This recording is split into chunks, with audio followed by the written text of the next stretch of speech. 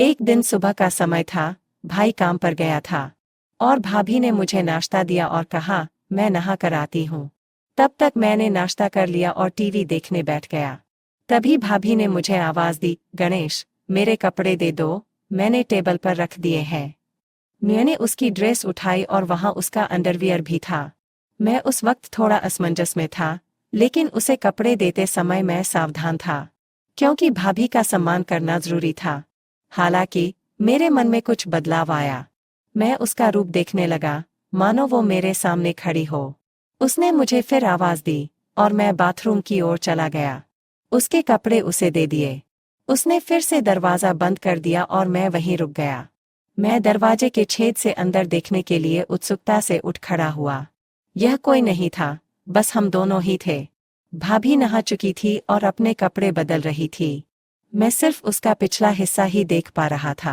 कुछ देर बाद वह बाहर आई और, नमस्कार दोस्तों, मेरा नाम गणेश है। ये तब की बात है जब मैं 11 साल का था। मैं बहुत छोटा था जब मैं गर्मी की छुट्टियों में भाई के पास गया था। जब मैं 10वीं क्लास में था तो मेरी भाभी थोड़ी मोटी थी, लेकिन वो बहुत गोरी लग रही थी। वो हर वक्त छोटे कपड़े पहनती रहती थी। पूरे दिन घर पर सिर्फ मैं और भाभी ही होते थे, क्योंकि भाई काम पर जाता था। मैं और भाभी बचपन से ही बहुत फ्री रहते थे। वे मेरे बारे में सब कुछ जानती थी, तो वह मुझे अपने पास पकड़ लेती और गले लगा लेती। हम हर दिन ऐसा करते थे। लेकिन अब मैं बड़ा हो गया था और मुझे उसकी बाहों में बहुत अच्छा महसूस होता था।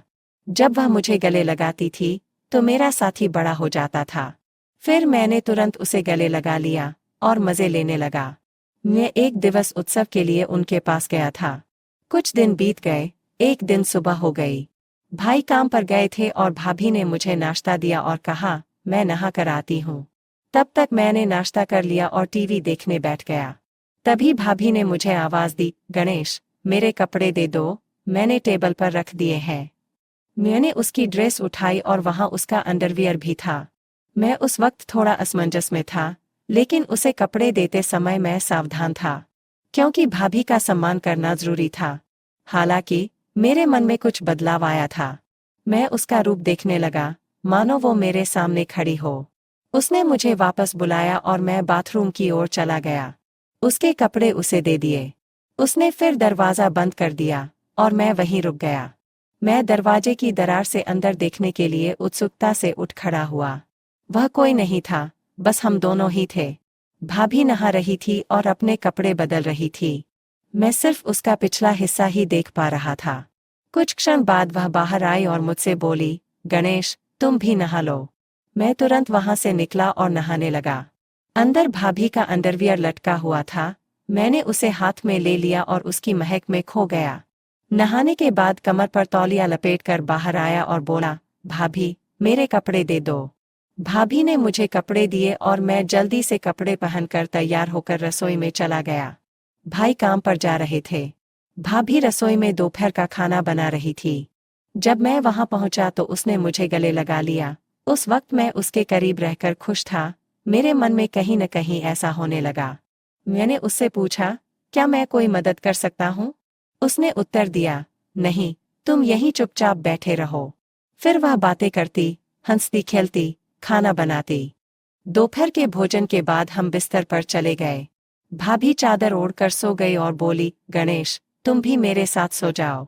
मैं आज बहुत थक गई हूँ। उसकी आवाज में कुछ खास था और उस पल कई सवाल खड़े हो गए।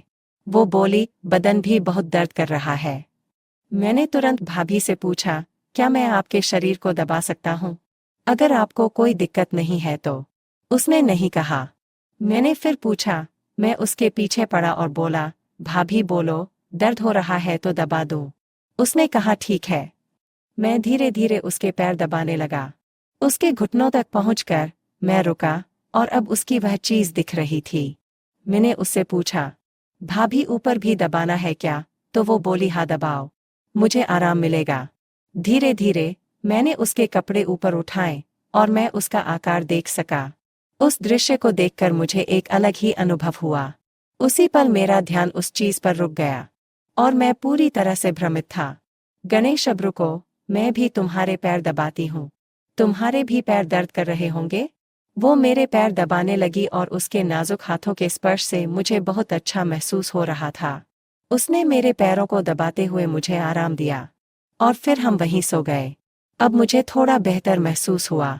फिर भी मैंने उनसे पूछा कि भाभी, क्या मैं आपको गले लगा सकता हूँ? भाभी ने मुस्कुराते हुए जवाब दिया, क्यों नहीं, लगाओ। तुम ऐसे क्यों पूछते हो, हम दोस्त हैं ना। तुम्हारा आलिंगन मुझे एक नई गर्माहट देता है। वह बहुत होशियार थी और सब कुछ जानती थी। मैं छोटा था। गले मिलने के बाद हम दोपहर को सो गए। दोपहर को हम अच्छी नींद सोए और शाम को जाग गए।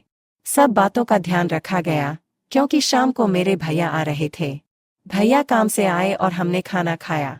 भाभी ने कुछ खास पकवान बनाए थे, जिससे सबके चेहरे खिले हुए थे। वहाँ का पूरा माहौल खुशियों से भरा हुआ था।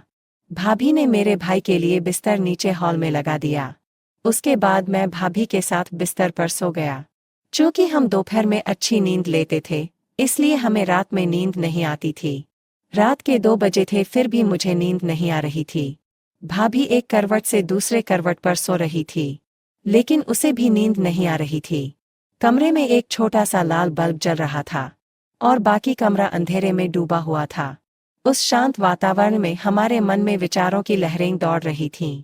एक दूसरे के करीब होने के कारण उस पल का रहस्य हमारे दिमाग में घूम रहा था।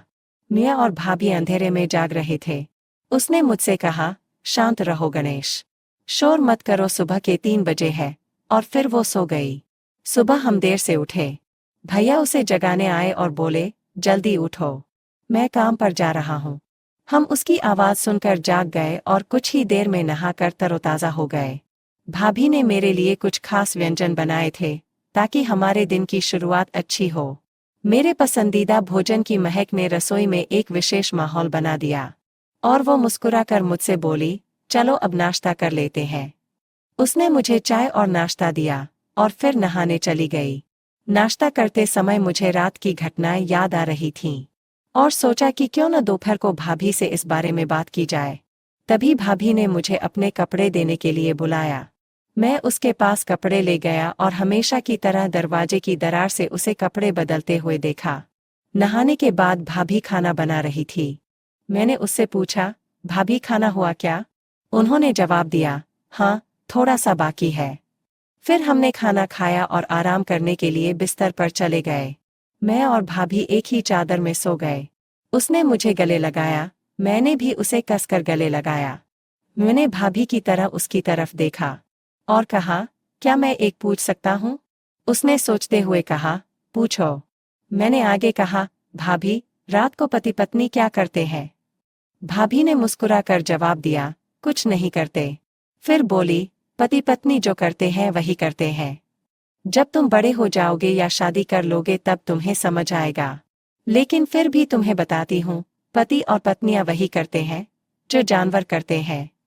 उस दिन कुत्ता और कुतिया जो करते थे, वैसा ही पति पत्नी करते हैं। मैंने उनसे पूछा, अरे भाभी, ये क्या सिर्फ पति पत्नी के लिए है?